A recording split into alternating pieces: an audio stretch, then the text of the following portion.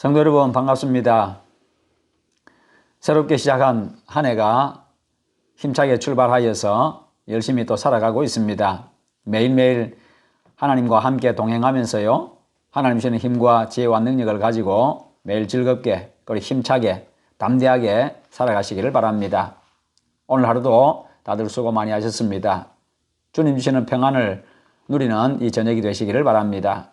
오늘 주시는 하나님의 말씀은 예레미야 38장에서 40장까지입니다.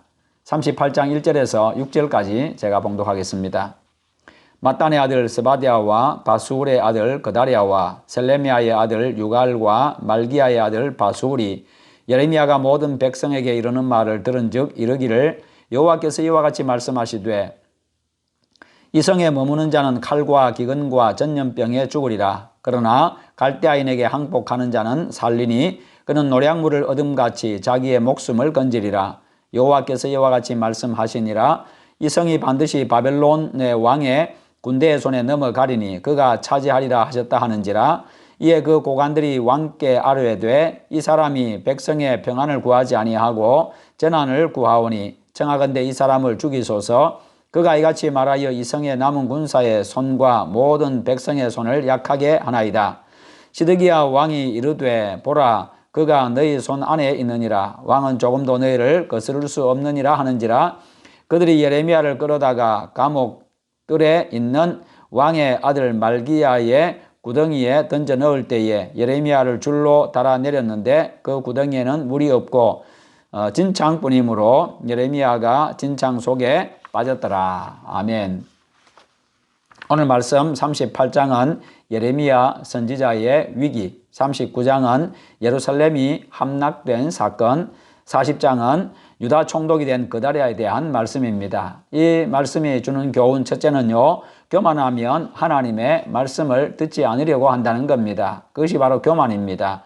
징계를 선포하는 예레미야의 말을 들은 자들이요, 그 말의 출처가 어딘지를 알아야 했는데 지금까지 예레미야가 하나님의 선지자로 예언했는데 그 말이 어디서 온 것인지를 알아보고 믿든지 안 믿든지 결정하겠다고 합니다. 이것은 합리적이고 상식적인 태도입니다만 그러나 하나님의 말씀이 분명하기 때문에 이와 같은 행동은요, 교만과 악한 마음에서 나온 행동입니다. 그 말씀을 받아들이지 않기 위해서 그리고 그 말씀이 마음에 맞지 않기 때문에 받아들이지 않으려고 하는 겁니다.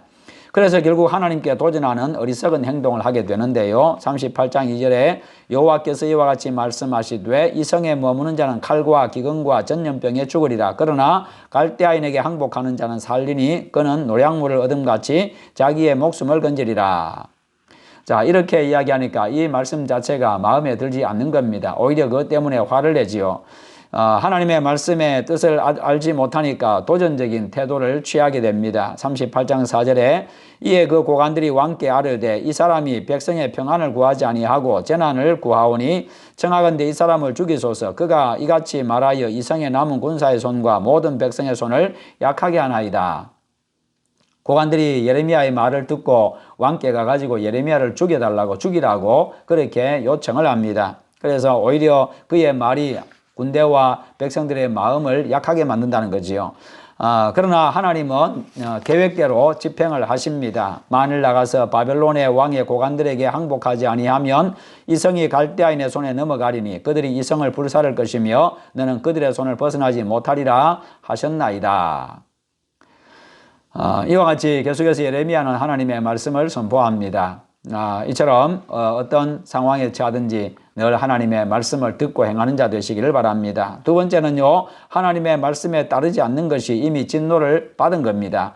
이미 하나님의 선언이 있었습니다. 도망하거나 항거하지 말고 순순히 항복하라는 것이 하나님의 뜻입니다. 그러나 시드기야는 거기에 뜻에 따르지를 않습니다. 하나님의 말씀에 대한 불순종은 곧 패망입니다. 39장 4절에 유다의 시드기야 왕과 모든 군사가 그들을 보고 도망하되 밤에 왕의 동산길을 따라 두 담 셋문을 통하여 성읍을 벗어나서 아라바로 갔더니 바벨론 왕이 리블라에서 시드기야의 눈앞에서 그의 아들들을 죽였고 왕이 또 유다의 모든 귀족을 죽였으며 왕이 또 시드기야의 눈을 빼게 하고 바벨론으로 옮기려고 사슬로 결박하였더라.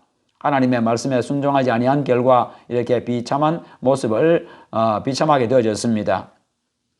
세 번째로 타락해서 하나님의 말씀에 불순종하면 불신자보다도 깨닫지를 못한다는 겁니다. 사건을 보고 하나님의 말씀대로 되었다고 이방인이 이야기를 합니다. 40장 2절과 3절에 보면요. 사령관이 예레미야를 불러다가 이르되 내 하나님 여호와께서 이곳에 이 재난을 선포하시더니 여호와께서 그가 말씀하신 대로 행하셨으니 이는 너희가 여호와께 범죄하고 그의 목소리에 순종하지 아니하였으므로 이제 이루어졌도다. 이 일이 너희에게 임한 것이니라.